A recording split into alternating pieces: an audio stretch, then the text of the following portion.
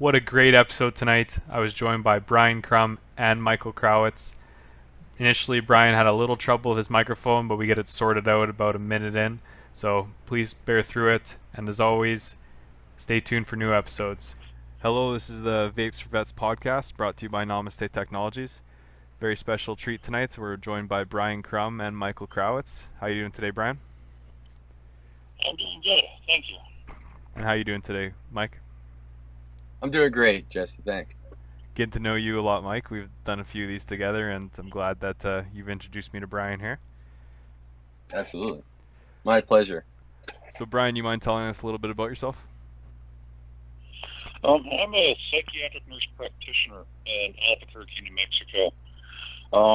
I helped write our medical cannabis law here, and when I did so, I added a definition of practitioner instead of physician, so the advanced practice nurses would be able to refer into the program here. So right now I manage probably close to 1,000 PTSD, or well over 1,000 by now, PTSD patients in the medical cannabis program here. I've seen in my clinical experience that cannabis is really the only medication that's effective in treating all the different symptom clusters that we see with PTSD. Last year I had a publication in one of the main leading journals for my practice, for my field. It's called the Nurse Practitioner Journal. And in this article that I wrote, I really take a close look at what PTSD is. I look at the neurobiological processes that are involved, what happens in the brain and outside of the brain.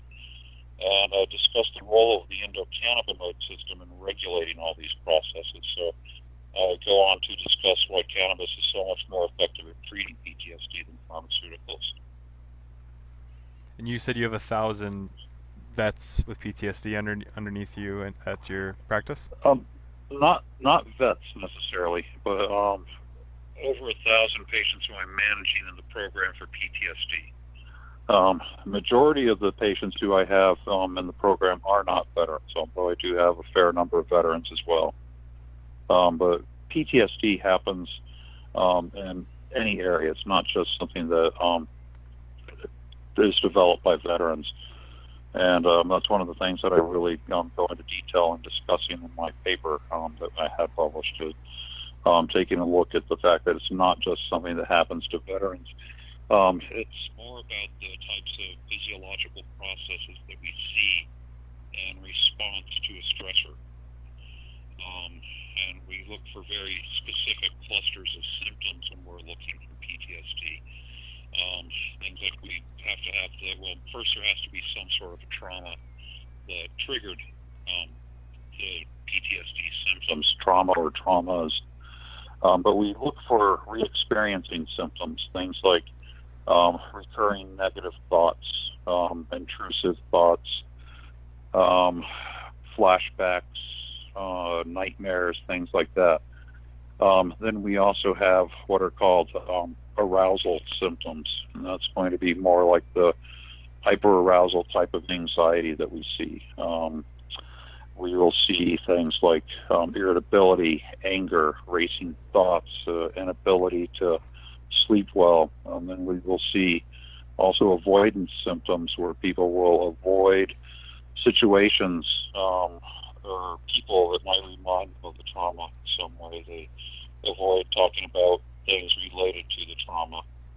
And then we also see finally the numbing symptoms where people just kind of become numb and have a hard time responding to emotional inputs. They just kind of stop caring about things that they normally would care about, have a hard time enjoying things that normally you would expect to be able to enjoy. And it's when we see all these different clusters of symptoms in response to a stressor, that's where we make that diagnosis of PTSD. It's not necessarily about the type of trauma that somebody has been through. And how did you and Bryan get together, Mike? Oh yeah, Bryan, you're fading in and out a little bit on your mic. Make sure that you're talking into your microphone straight forwardly. It helps a lot. gosh, I can't even remember. I've been working, kind of in parallel to Bryan, and quite impressed by his work for so long. I couldn't even begin to tell you. You remember where we first met? Probably at a Patients Out of Time Yeah, it was event. through Patients Out of Time was where we first met. Were you at the Philadelphia when we were doing the class action lawsuit?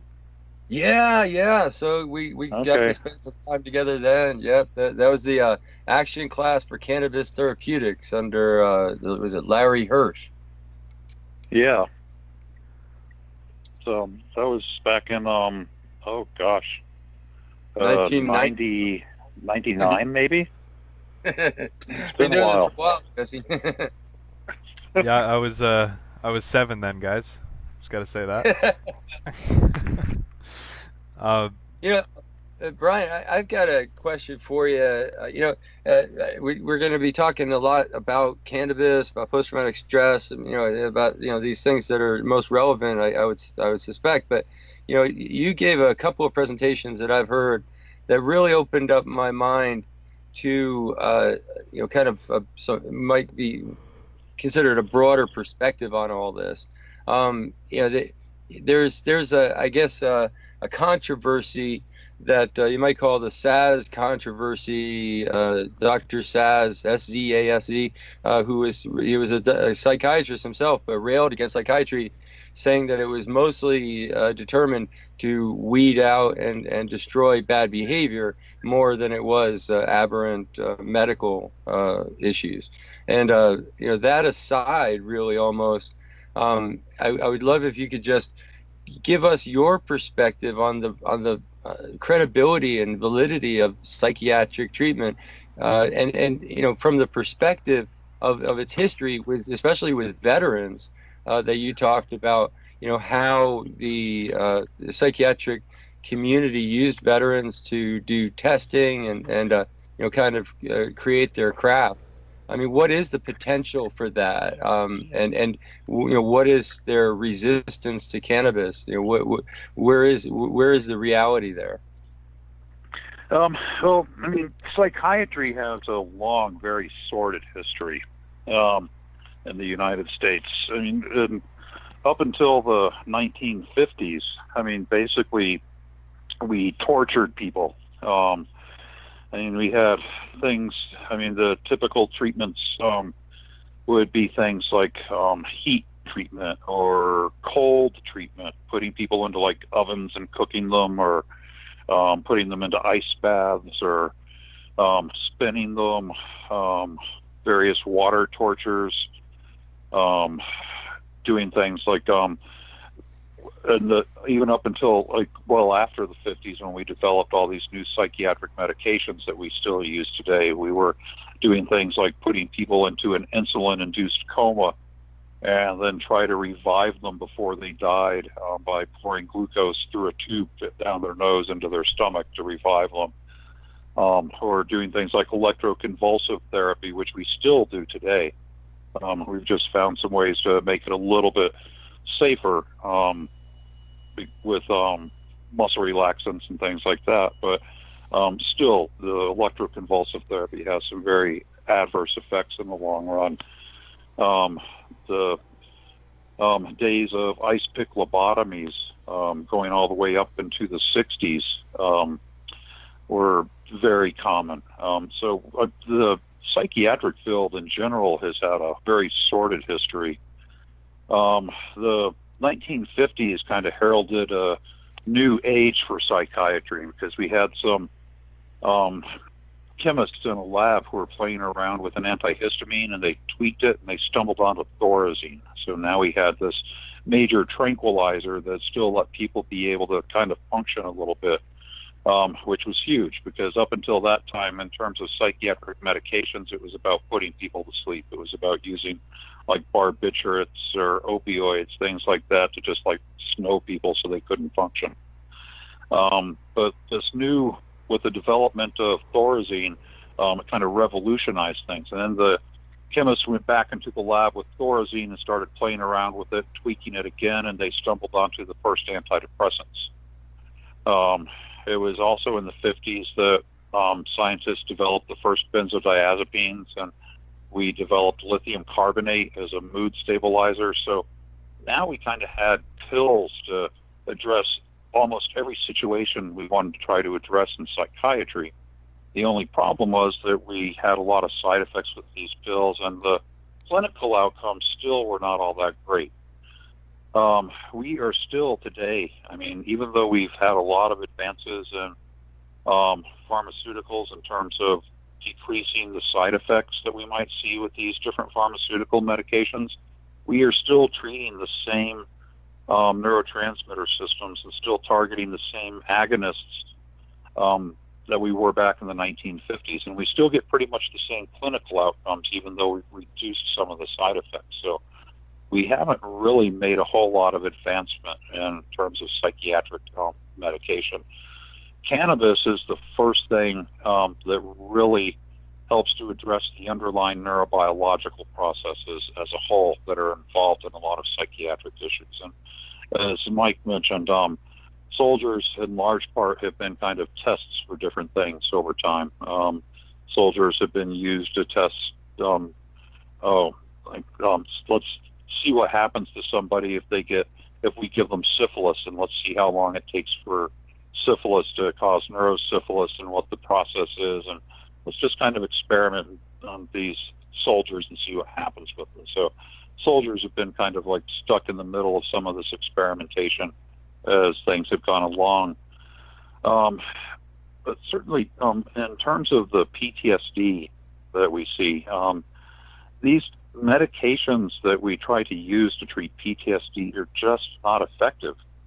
With pharmaceuticals that are designed to be so specific in how they work, and you cannot be specific when you're treating something like PTSD because you have way too many areas of the brain that are involved, areas outside of the brain that are involved. And so you need something that has a broad range of therapeutic effects, and that's what cannabis does.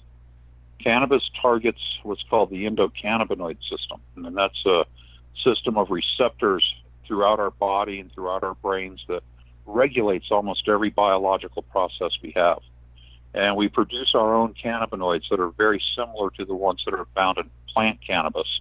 And this endocannabinoid system, if it's not working properly, we see that relates to a lot of different medical issues as well as a lot of psychiatric issues. And that's why we hear about such a broad range of benefits from cannabis, because cannabis comes in and targets this endocannabinoid system, and it helps the endocannabinoid system restore balance to that so that the endocannabinoid system can restore balance to everything else in the body.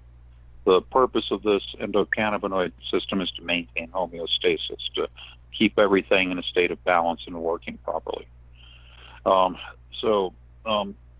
Like Mike had said, soldiers are kind of caught up in the middle of a lot of this stuff. We know that cannabis is really effective for treating PTSD, but at the same time, we have a federal government that is trying to keep things under control of, like, the pharmaceutical industry, and they're really looking at finding ways that the pharmaceutical industry can kind of maintain control over treating the endocannabinoid system, either with patentable natural cannabinoids or through the development of synthetic cannabinoids, that are going to be like the next big wave of where we see things going with psychiatry, is my belief. You know, Bryan, it strikes me we've been butting heads with the psychiatric community in the various states where we're trying to add post-traumatic stress. We've been very successful. They haven't been able to stop us from adding post-traumatic stress since New Mexico, and since you started the ball rolling there. We've now added over 20 new states, and there's only a couple of states left that have the modern medical marijuana laws that don't have post-traumatic stress at this point. We're cleaning it up, and it just strikes me that the psychiatric community, the doctors, mostly the American Psychiatric Association, to put a point on it, and the doctors would come up and they just have a general purpose anti-marijuana speech. They wouldn't have any clinical experience themselves. They would never come up and say, oh, our clinic, we stopped using cannabis, the benefits didn't outweigh the risks or whatever. They never say anything like that. It was always, oh, cannabis is a drug of abuse. Why would you give a drug of abuse to people who are prone to drug abuse? That kind of thing. And it just strikes me that as doctors, and they are, psychiatrists are first and foremost doctors before they can become a psychiatrist, as I understand it, a lot of school, a lot of years, and a certain amount of kind of moral responsibility, a certain amount of responsibility, through your oath that you take, your medical oath. How do you see them? I mean, they seem to have, in my opinion, have kind of set aside their oath in favor of going along with the government line. That they refuse to look at cannabis as any kind of medicine, and they're only looking at it as a drug of abuse. Like the VA itself, the VA is constrained by law, and if you look at their literature, Brian and I are talking about, trying to get the VA to update, and we're trying to work on replacement literature for them on post-traumatic stress and cannabis. But if you look at what they have now, it's very obvious that they feel like they have to look at cannabis as a drug of abuse that may have some medicinal value. That's a ridiculous point of view, to put it as a drug of abuse first and foremost. A lot of things are drugs of abuse, but you're still looking at them as a medicine, and then you try to mitigate the risks. I mean, what do you think of these guys, their position? Well, I kind of describe this as what I call marijuana derangement syndrome. People have become, in the psychiatric field especially, we've got doctors who have built careers out of demonizing cannabis.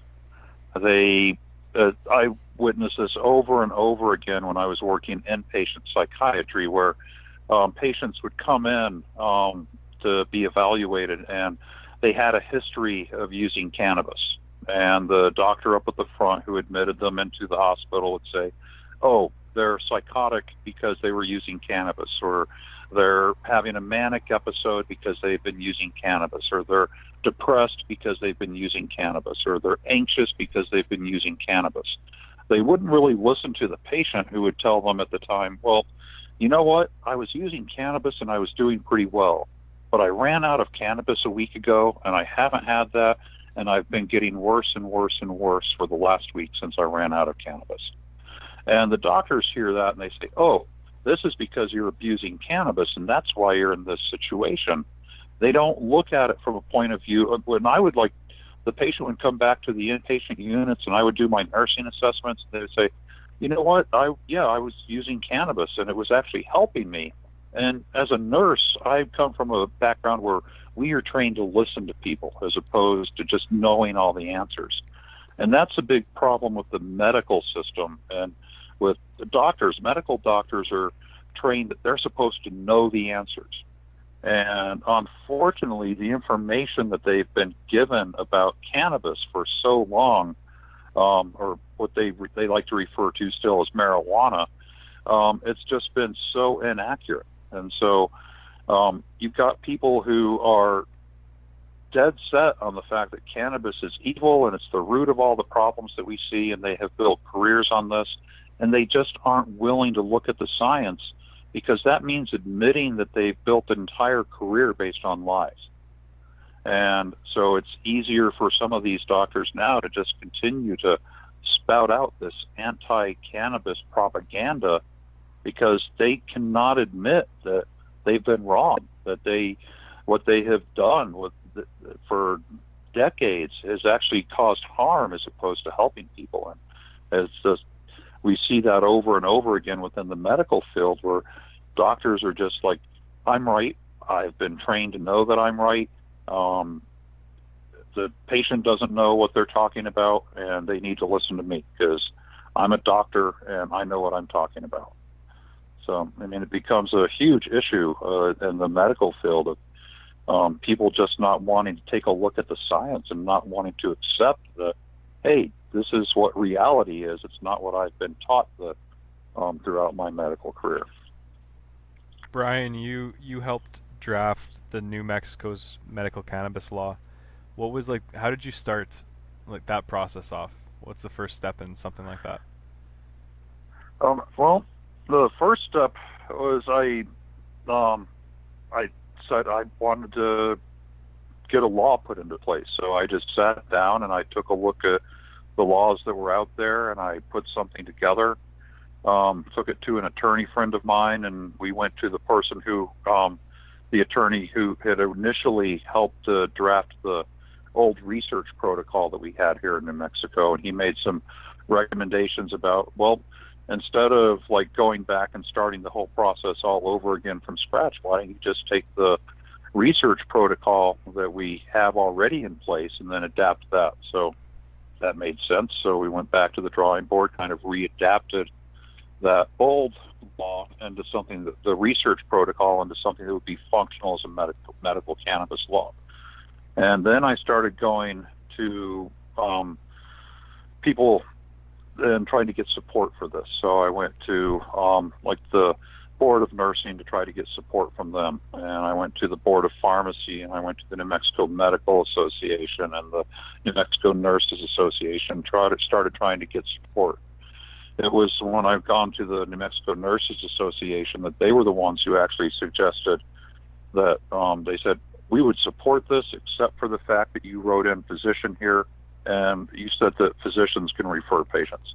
We don't want that. We wanted to say practitioner, and we want advanced practice nurses to be able to refer to the program. So once again, it's like by talking to people, this made sense. So and changed that, adapted the definition. Instead of physician, we defined practitioner.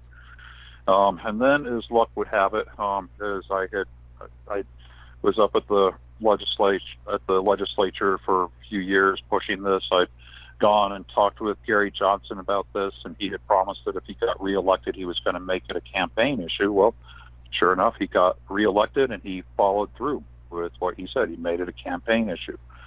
So Democrats here, they didn't take very kindly to the thought of a Republican making the decision and getting the credit for medical cannabis. So one of the main Democrats here in our state legislature, Michael Sanchez, who is one of the bigwigs in the Senate, he actually decided, well, we need our own Democratic version of a medical marijuana law. So he had contacted an attorney who got a hold of my friend, who is also an attorney, who said, you need to talk with Bryan Krumm. So the three of us got together at one of the local bars one day, and I had everything that I had drafted, and we sat down and we hammered things out, and we came up with the initial draft of a medical cannabis law for here in New Mexico.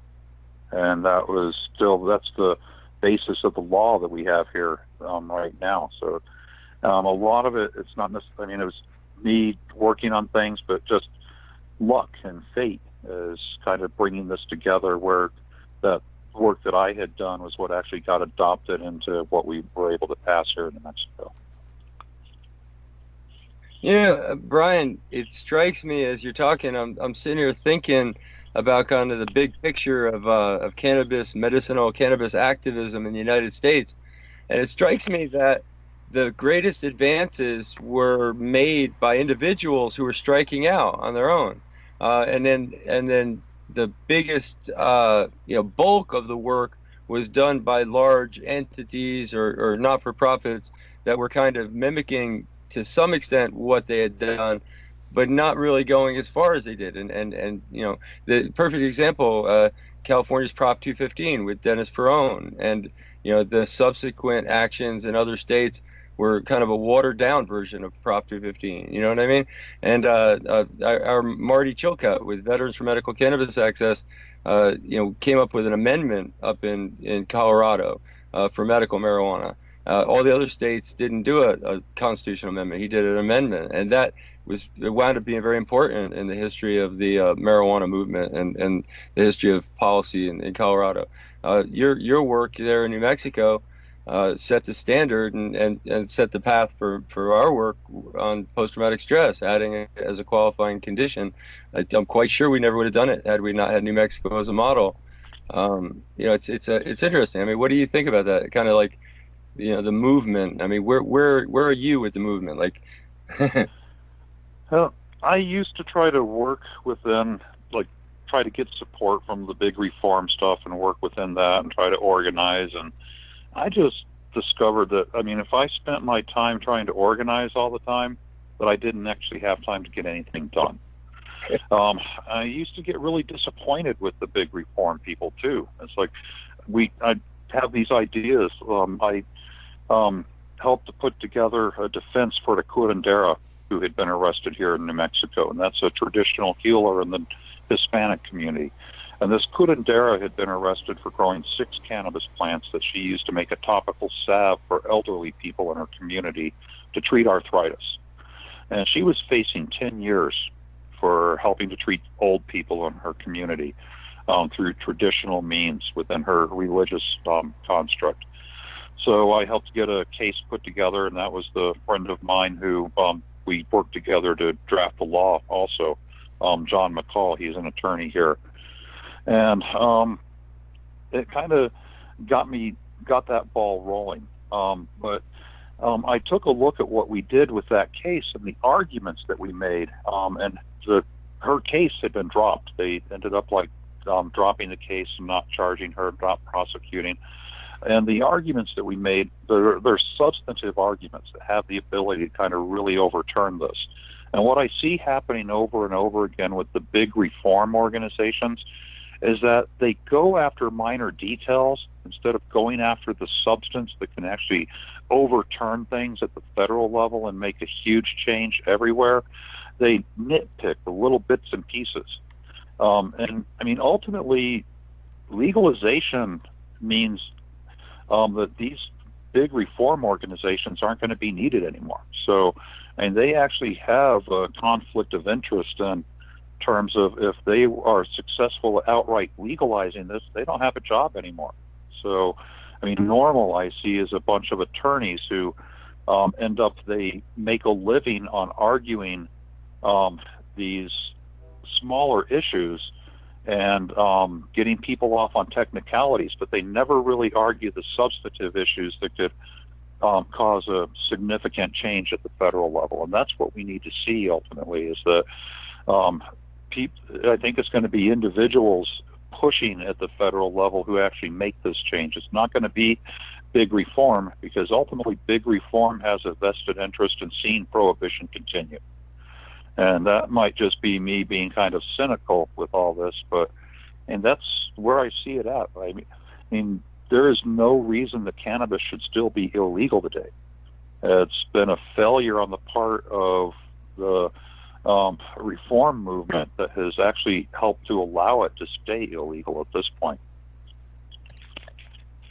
Brian, as you're talking there, I'm thinking about this kind of strange situation that we have with the people like Kevin Sabet out there, who for people that don't know the name, he's kind of like the go-to person against marijuana. He's the anti-marijuana guy. If you're anywhere pretty much in the whole United States or even the whole world even, and you're looking for a good person to put up, anti-marijuana, he's pretty much, I guess, the only person you can find, because he's everywhere.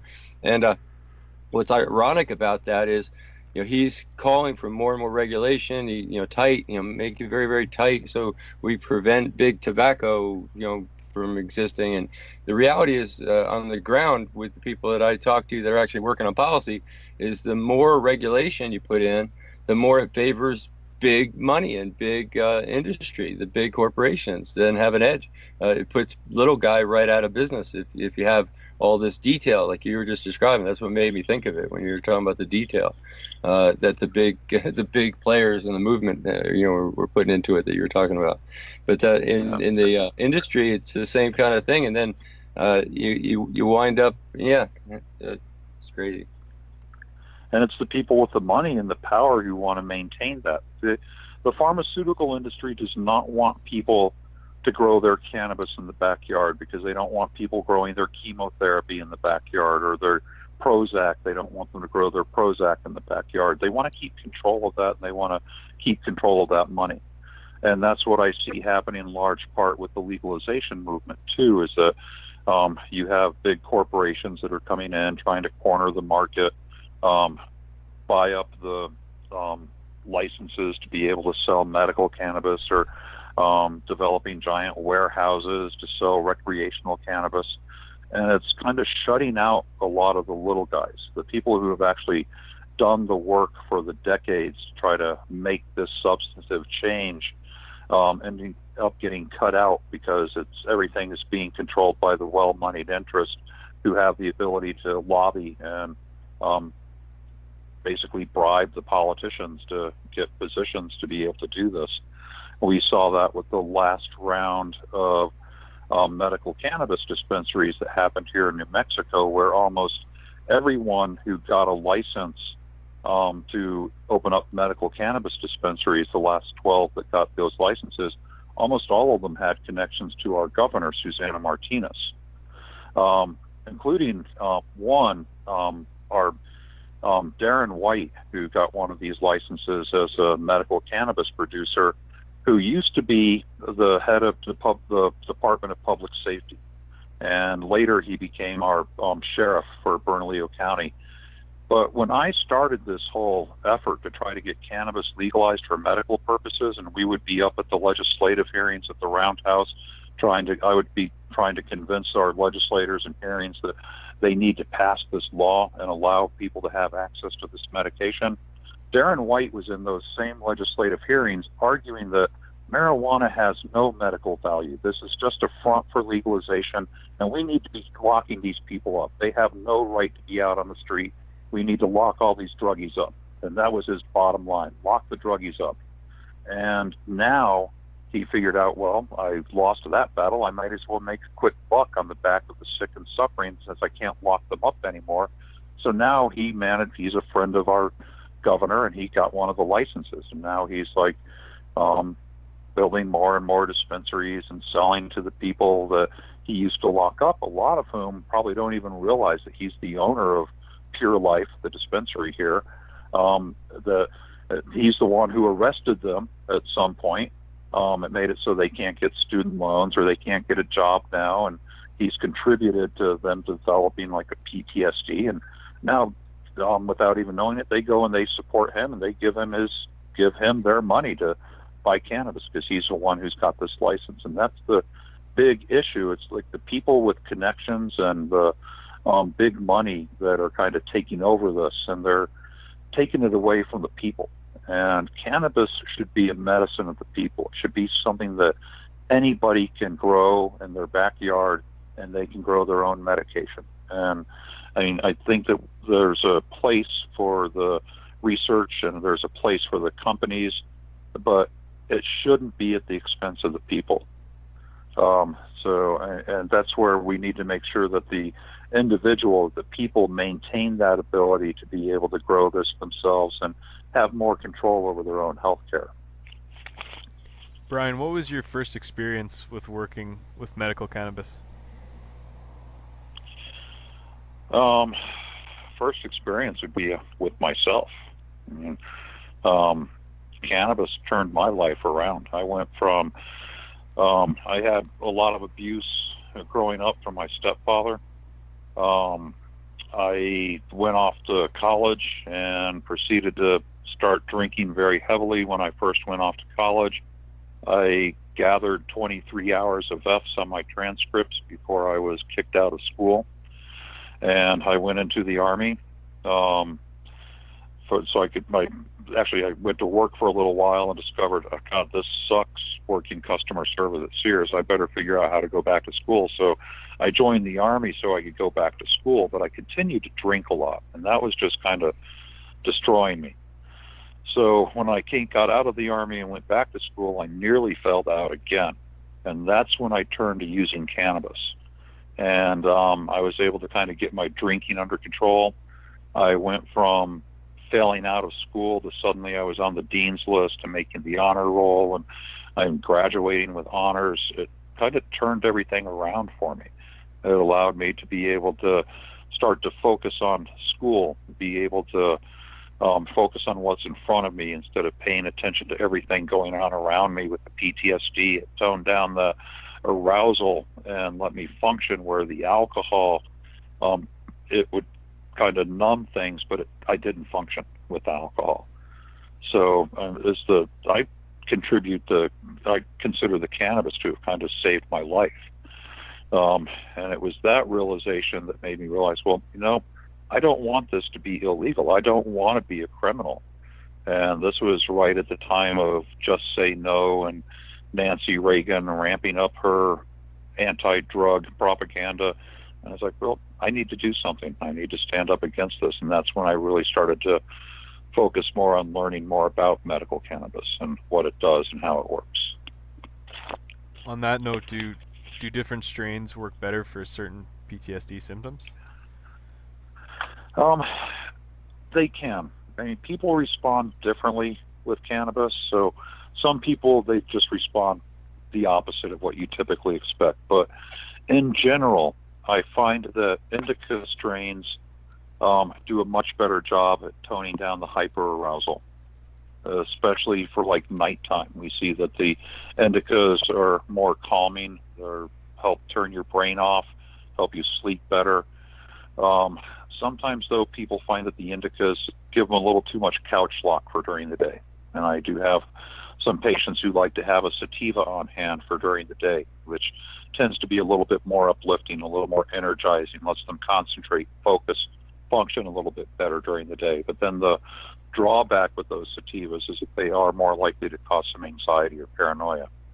A lot of my patients really gravitate toward the Kush strains. And it turns out the Kush actually has a terpene profile that separates out from most of the other strains of cannabis that we see out there. So I think there's something about that particular terpene profile that we see with the Kush strains that really seems to help with PTSD. But so we don't have that clinical research to really make that determination. And then we also have people who will end up, they surprise me, and they just function the exact opposite of what you expect. The only thing that puts them to sleep is a sativa at night, and they've got to have an indica during the day to let them function. So a lot of it's just going to be trial and error for people. I mean, I always encourage people to keep a journal of what they're getting and where they get it from. Keep in mind that just because you find something with the same name, a strain with the same name at 5 different places, for instance, like you can have a Blue Dream that you find at 5 different places, and it's a little bit different at each place. And you might find that one of those strains of Blue Dream from one place works really well for you. A couple other places doesn't work quite as well, and another place it gives you a lot of anxiety. So it's not just about looking at what the strain is, but because there can be variations within the name of a strain from one place to another. You got to keep track of where you're getting these things from. And that's one of the issues, that we do have some similarities. The strains are not stable enough, though, at this point to really say that, your purple Kush from such and such a place is the exact same as the purple Kush from this other dispensary, because there can be minor variations that really have a big impact on how you respond to them. Yeah, Bryan, we're working with the VA, and you've been working at the state level. You have a good insight into a large system. I'm wondering if you can maybe help step up your thinking, scale up your thinking one notch, and extrapolate up to what you think might work good in a system like the VA. Some of the stuff we've been doing has been pretty simple. We want to reopen the investigative new drug program so that veterans could have access to, like, the children just got the IND reopened for their Epidiolex. Right next to it on the shelf is the Sativex. So we should be able to get Sativex in the pharmacy, at least on a small scale basis. And we're working in Congress to get veteran affair doctors the right to recommend, to fill out the forms, for the state programs. That's all straightforward enough. We don't know really what that means in the end. We don't know how many veteran affair doctors will actually write those forms or whatever. It's just simple. We just need to do it. We know we need to do it, so we do it. But the big question comes up later, like, what kind of system do we want? I mean, how do we want to produce cannabis for the main body of vets. Like, in the Netherlands, what they've done is they've got like one kind of couple, maybe one or two varieties of cannabis that are available in the pharmacy, and same thing in Canada. You can request the different varieties, and the government fulfills those requests. If you look at what we have now in the dispensaries, you got like 600 different things. It's almost like this huge laboratory, and it's good for that, to try to figure out what's going to be working. But you can't do that for the VA. You can't have hundreds of thousands of products, out there in the VA. Yeah. Well, I mean, one thing we've got going for us is that the Secretary for Veterans Affairs, who we have, I can't think of his name off the top of my head. Shulkin, I think it is, isn't it? Yeah, he recently came out supporting looking at the use of cannabis for our troops, for veterans, just because we have such a huge number of veterans who are suiciding every day. So that's kind of positive that he's actually considering something like this. I sent him a packet of information. I haven't heard back from him at this point, but I think encouraging these leaders within the VA to really take a look at this, helping. I mean, what we're going to need like a training program with the VA. I mean, these docs, they have not learned about the endocannabinoid system. Even though we've known about the endocannabinoid system for over 30 years, and it's been very well studied, the medical profession as a whole has ignored this. Medical schools teach very little about the endocannabinoid system and what it does. And in large part, I mean, we're still training doctors to think of cannabis as something that's bad. And ultimately, we're going to have to get that training into place to get the doctors on board with understanding how this works and what can be done with it, how it gets used. So, I mean, that's the biggest step at the hurdle, is going to be getting doctors caught up with exactly what the endocannabinoid system is, and understanding that this is something that regulates almost every biological process that we have. It's something that needs to be looked at through every aspect of medical schools. Just like you can't be a doctor without having a basic understanding of human anatomy and physiology. You have to have an understanding of pathophysiology. I mean, it makes sense that you would understand the system that regulates all these other bodily systems, but that just continues to get ignored. And which is, to me, it just seems ludicrous. We teach our psychiatrists about the monoaminergic hypothesis of all these psychiatric disorders, but we fail to take a look at what actually regulates the use of these monoamines in the brain, which is the endocannabinoid system that directs how these things are produced and how they're used. So, I mean, we're looking at one small aspect without digging deeper. And that's where we need to go. We need to actually get doctors taking a look at the underlying processes that are involved, not just looking at treating a symptom, but let's find a way to restore balance into these things that aren't working in the beginning.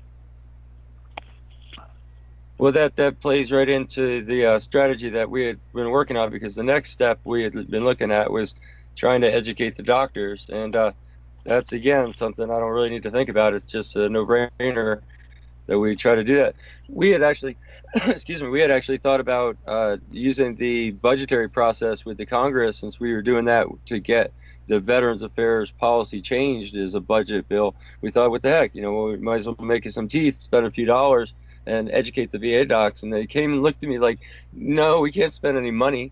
So we can actually kind of pass law to pave the way and make it, kind of secure or whatever. But in the end, we got to come up with private industry money, and it's not impossible. Maybe Harvard or something. I don't know. Would it be great if we could get, Harvard to and other universities to chip in and pay for VA docs to learn about the endogenous cannabinoid receptor system?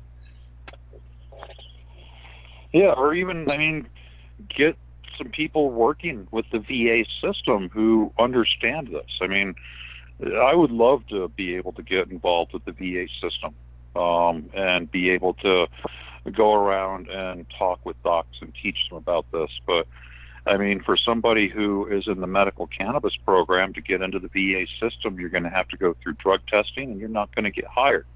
So we have this discriminatory system that's put into place that is actually set up to prevent the people who understand this from being able to gain access to the ability to help other doctors within that system understand it better.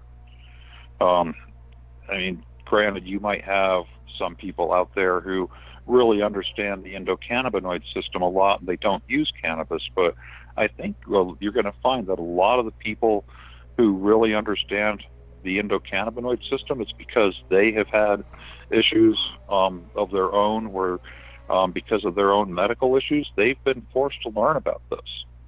And so if you're going to discriminate through drug testing through a whole class of people the people who actually know the most about this, you're going to have a hard time educating the people who don't know about it. Drug testing, Jesse. Hard thing to beat, I bet. Drug testing, So, you know, it's insidious. It seems it really is insidious. It doesn't seem to have drug testing. Correct me if I'm wrong, but there isn't a heck of a lot of a positive aspect to it. It's used to really be a weapon in our world. oh, definitely, and it's a way that people are forced to testify against themselves in direct violation of their Fifth Amendment rights to not have to testify against yourself. For legislators, federal legislators, they actually have a court precedent that says they cannot be forced to be drug tested because it violates their rights. But, well, then what about the rights of everybody else who's being forced to have drug tests put on them? And once again, our legislators, just like with healthcare, health insurance, I mean, our legislators were trying to eliminate health insurance. The Republicans are trying to get rid of health insurance for everybody, but they've exempted themselves so that they are not going to have to fall under this new program. They're going to be able to keep their really good insurance and be exempt from everything else, but they don't care about the rest of the country. They're just like wanting to say, oh, we're going to repeal health care.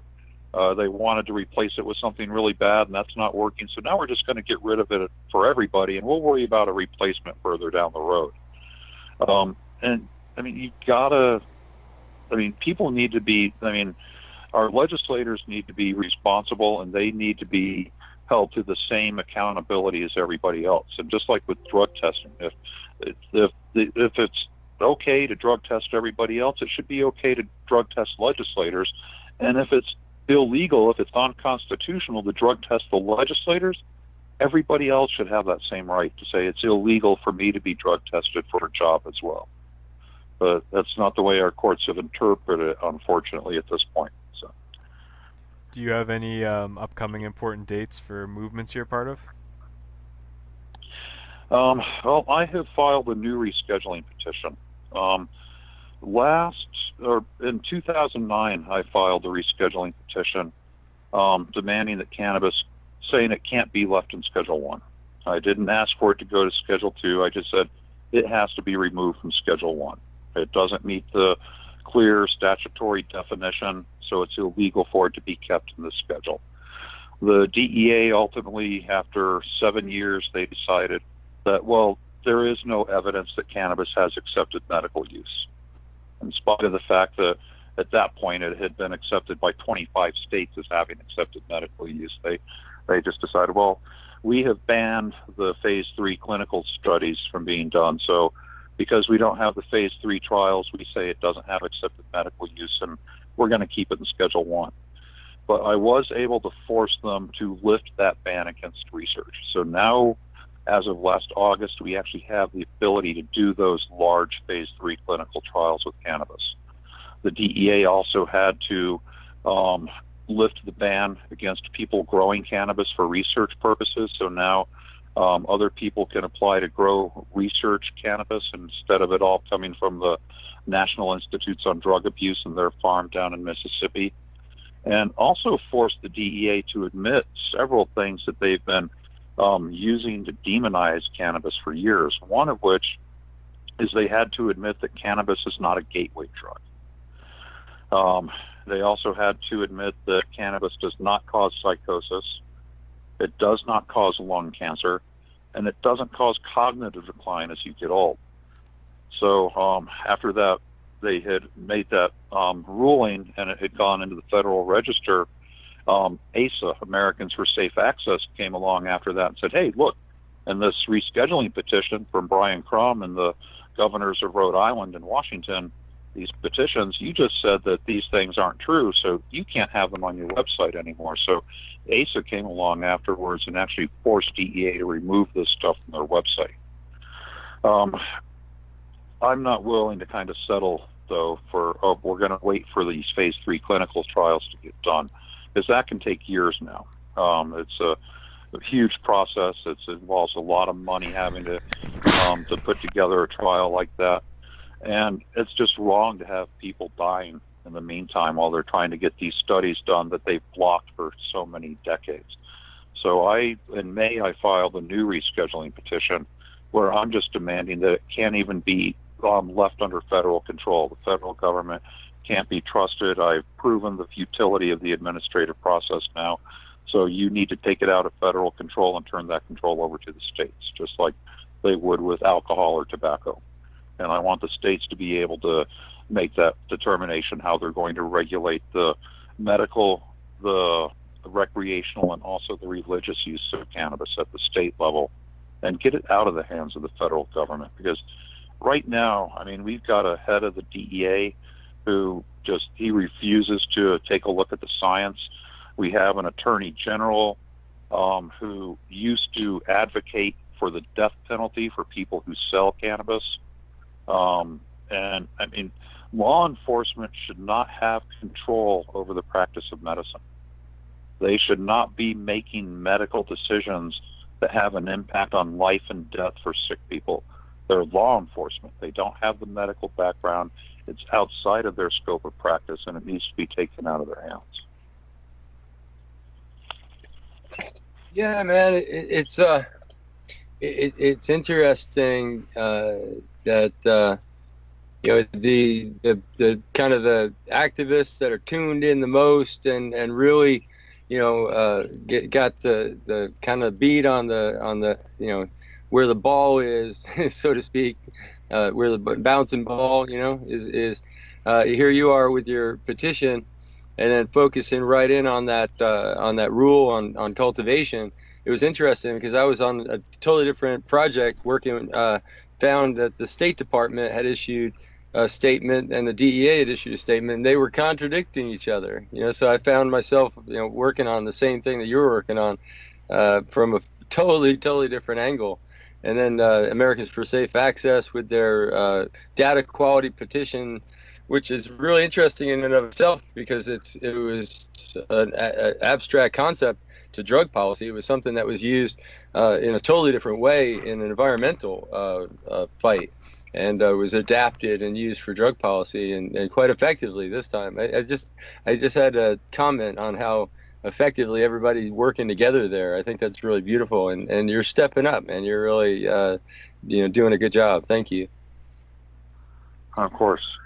It's basically, it's a hobby, and it's like, I mean, I had a choice. I could either start like building model trains, or I could start pissing off the DEA, and I'd rather piss off the DEA than build model trains. So, well, you're in good company. You remind me of Dr. Mikaria a little bit when you're saying that, because he just went headlong right into the fighting with General McCaffrey, and Dr. Mikaria won. He came out on top. He suffered some battle scars, but in the end, he came out on top.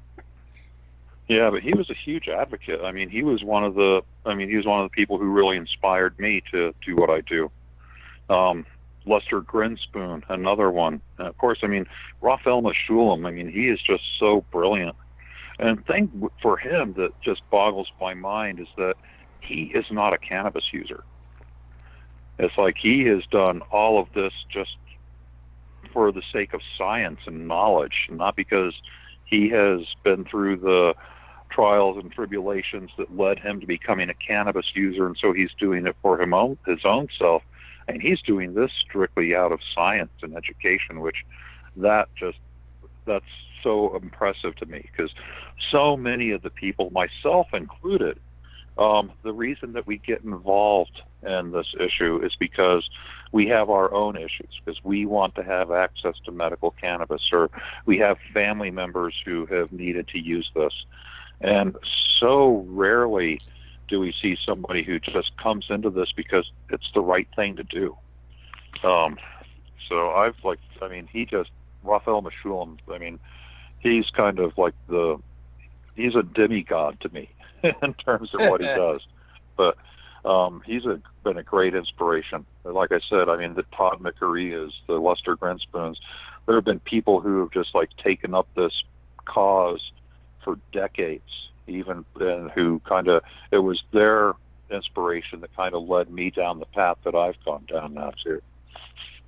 What's fascinating about, you mentioned Dr. Mechoulam, what's really fascinating is that he was looking at data and looking at observing things about cannabis and the way it worked in the human body, that other doctors, like Dr. Gabriel Nahas, for example, were working more closely with the U.S. federal government, saw these very same things, but jumped to conclusions.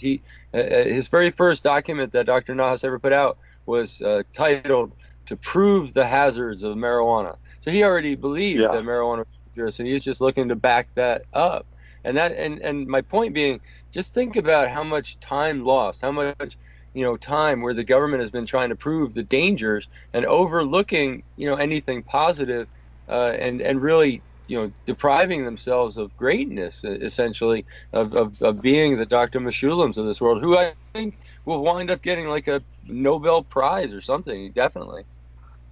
Yeah, and not just overlooking the benefits. It's like they're actively blocking any research that could demonstrate a benefit, and that's pernicious. That's just evil to not only say, okay, we don't believe that this is effective, but we're not going to allow you to even try to prove that we're wrong. So we're going to spend billions of dollars proving that we are right, by running pseudoscientific studies that will give the illusion that we are correct, but we will not even allow you to conduct a piece of research to try to demonstrate that it may have a medical value. With I'm not too familiar with the laws down in the States, as I'm up in Canada here, but with what you guys are doing, is there any worry of legal repercussions from any angle? Oh, that's always a potential, but I can't let fear keep me from doing what's right. It's like, that was one thing that the Army was a great tool for me to learn that, hey, it's okay to stand up and do what's right. I took an oath when I went into the Army saying that I'm going to defend the Constitution against all enemies, both foreign and domestic. And when I see the DEA doing what it does to the sick and suffering, just allowing people to die, I see that very clearly as a violation of what the Constitution is supposed to represent. So I feel like I've got a duty. Regardless of whether there's a risk, I've got that duty to stand up against them and fight against that. So, like I said, if you live your life in fear, you stop living. And I can't do that to myself. Well, and we do have a certain amount of protection, in so much as the way the laws have unfolded in the United States over time. They've been very incremental in their passage and in their implementation. And the reality of it is that from the outside world, I'm not exactly sure what the United States looks like, but it definitely looks like the U.S. federal government has a much stronger hand day to day in the states than it really does. And in reality, the states dictate what happens in the states by and large. The majority of people that would ever get arrested for marijuana, these 800,000 arrests that used to happen every year, I think it's dropped a little bit now finally in the last year or so. Thank God, but those arrests were by and large state arrests. So if we have a state law and the state police and everybody are obeying that state law and the state constitution, and then finally, working within the U.S. Constitution, and although not strictly abiding U.S. federal law, having a conflict between state and federal law, having a conflict between the obeying the law and obeying the Constitution. This is what our U.S. Supreme Court is for, and over time we'll get this sorted out. But in the meantime, Brian's right. You gotta make a choice at some point. And Mike, you recently had some big news. If you want to make mention of that. Well, excuse me, went down the wrong pipe there. But yeah, you're talking about the CBD announcement? Yes, absolutely. Yeah, so I think, Brian, we had talked a little bit about this already, but I don't want to surprise you with all this stuff about international stuff, but in the international drug control treaties, which U.S. and Canada and 183 other nations have signed on to, it strictly calls for non-medical and non-scientific use to be prohibited, and then makes certain requirements of regulatory controls about drugs depending on their danger to society and everything. And the danger to society for cannabis was determined in the international treaty realm in 1935. And it's funny because we're at the United Nations working on drug policy and asking the World Health Organization for advice on how to update that drug policy. Well, neither one of those even existed in 1935. In 1935, it was the League of Nations, and it was not the WHO. It was like the health, section, medical section of the League of Nations. And I forget exactly what it was even called now off the top of my head. But what we're trying to do is update that documentation. We finally have convinced the World Health Organization to do this update. They've broken cannabis up into 5 pieces, if you will, to review and to make recommendations on. One being the whole cannabis plant and its resins, like hashish, I guess it would be. Another one would be cannabis extracts and tinctures. Another one would be the THC. Another one would be the isomers of THC, and then finally CBD. And what did the expert committee at the WHO decide to do but put CBD up first? So this November, all by itself, before discussing anything else, they're going to talk about CBD, do the review of the science of CBD, and then make recommendations, as I understand, to this Commission on Narcotic Drugs for changes in international policy, or at least discuss those potential changes in March, just couple of months later in Vienna at the United Nations. So this is really, really high stakes. We're thinking, this is the time to really get up there and make a presentation and a stand as to how important CBD is by itself, and how important it is that we keep it together with cannabis, and how important it is that we keep it out of scheduling. So this is going to be, a time for everybody to weigh in. Brian, you certainly are welcome to write, a statement. I don't know if you'd want to go all the way to Geneva to present it, but I certainly would make sure that your statement gets put in the mix about this as well. But it's important to kind of make ourselves heard in this process. And that's one of the slippery slopes I kind of worry about with CBD, is that we're going to worry that we'll go down this slope, and we already see it happening in segments where they say, well, CBD, it doesn't have a psychoactive effect, and it's medical, so it should be legal, but keep marijuana illegal. And it's all part of the same thing. You can't separate CBD from THC, from cannabis. I mean, my goal, I want to see this just recognized for what it is and legalized. I worry that, like, if we start trying to separate things out and say, yeah, we're going to let the CBD be legal, but we're going to put more tighter restrictions on these other things, that's just kind of feeding into the hands of the big corporations who want to kind of take over on this. And once again, it takes it away from the power of the people to grow their chemotherapy in their backyard.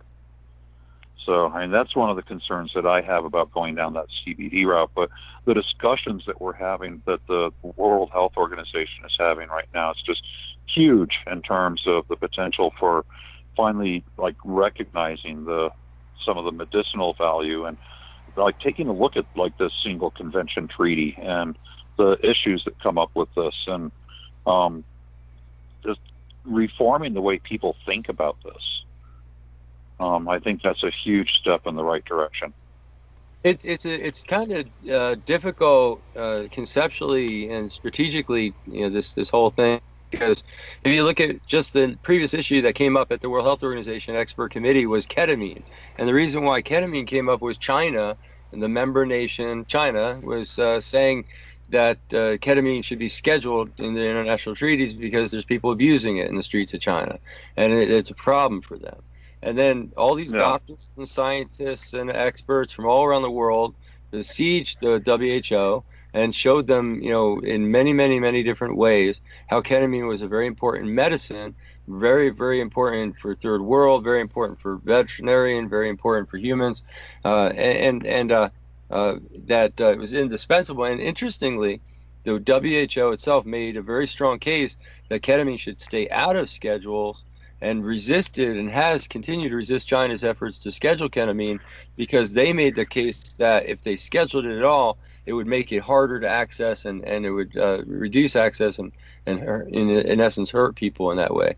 And I'm hoping that we can, I don't know if we could do it, but if we could get CBD to fill that same category, besiege the WHO, make sure they understand how valuable this is, how by tinkering with it and putting it in the schedules at the international level can really screw up our availability of it, of something that's emerging as a real important medicine. I don't know. Seems like the way to go. Yeah. And when you look at what they call abuse of cannabis, I mean, it's a whole world of difference than what we consider abuse of a lot of other substances. And the risks that are involved with so-called abuse of cannabis, I mean, they don't even come close to comparing with what we see with the abuse of so many other things, including things that are completely legal, things like the abuse of tobacco or the abuse of sugar, which causes huge amounts of obesity and huge amounts of health problems throughout the world. The abuse of meat, protein, people with really high meat diets and the overload of arachidonic acid, the omega-6s that go along with that.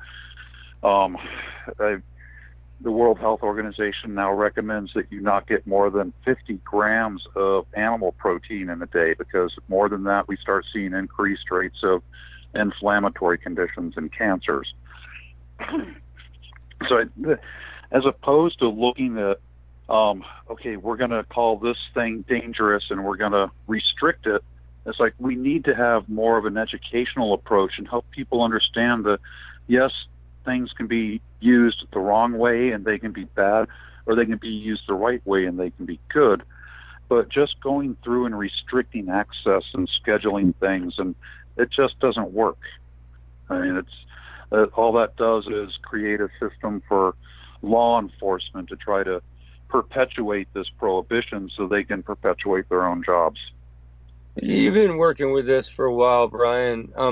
Does this sound right to you that cannabis used, under medical supervision certainly has a very low risk of any kind of psychiatric problem, that it can make side effects of someone's psychiatric medical condition more pronounced, or bring about symptoms more early than they might have experienced otherwise under certain circumstances, but in no circumstance could create in a healthy person psychiatric problems, and that although it causes maybe some altered thoughts or thinking, it's not psychosis, and it's not valid.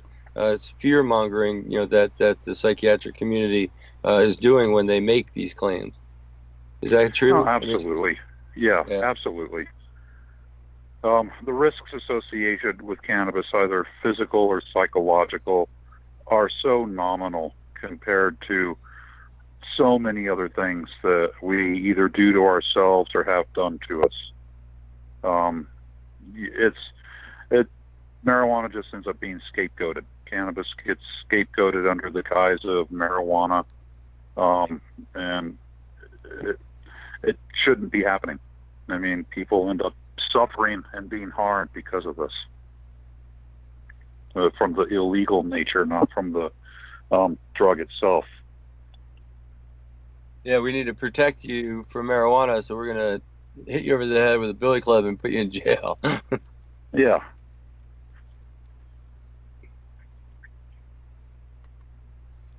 What do you think, Jesse?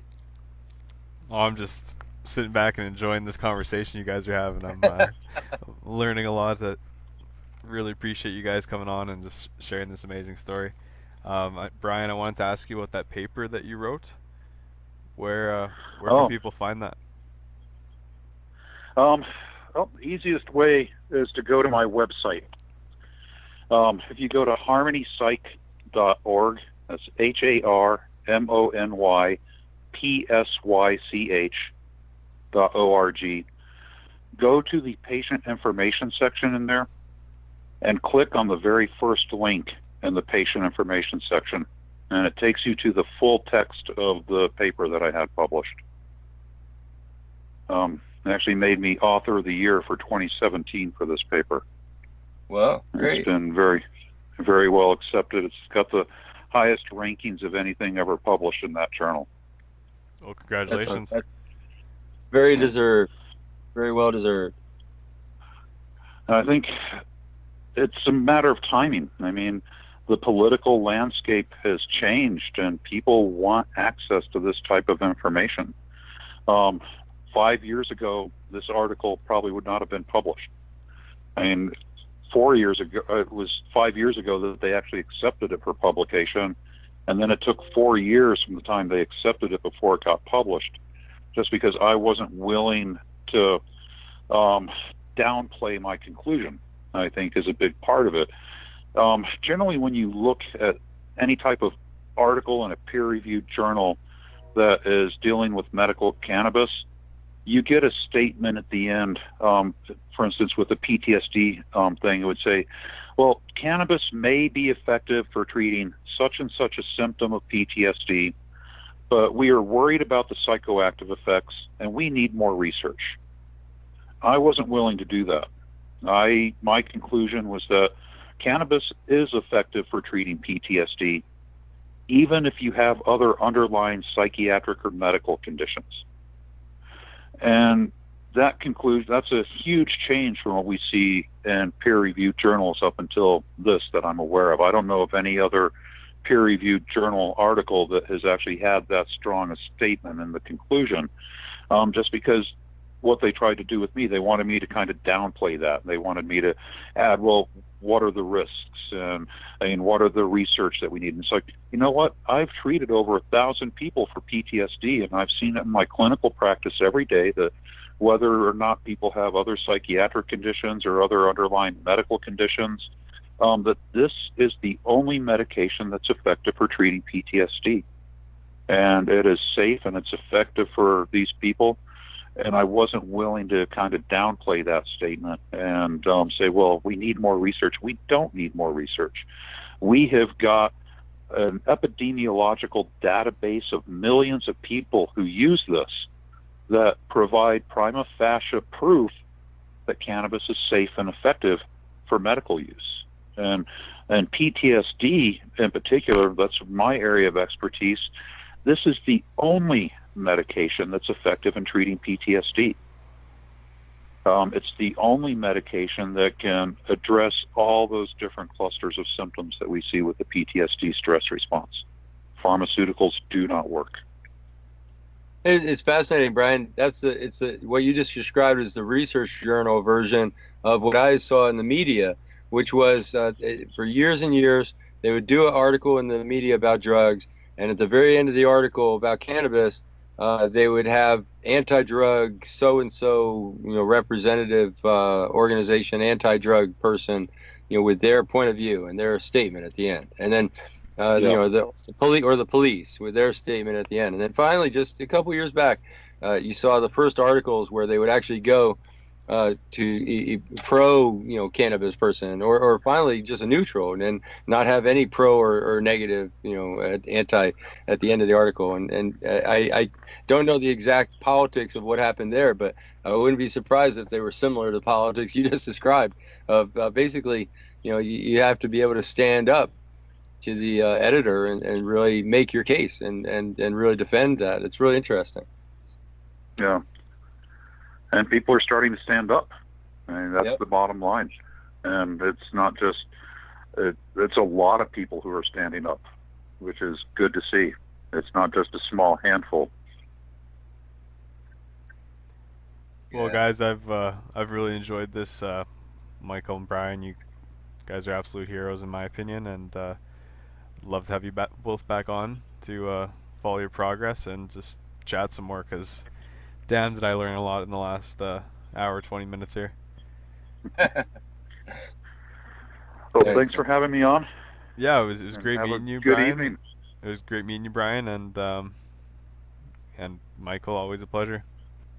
Yeah, and we'll definitely have to get Bryan back, you know, when he's got some news from the DEA. So this is like a drama that will continue. Absolutely, you're always welcome on this show, Bryan. Well, thank you. All right, this has been the Vapes4vets podcast, brought to you by Namaste Technologies. Michael Krawitz, Bryan Krumm, thanks for coming on today, and we'll talk to you guys soon. Have a good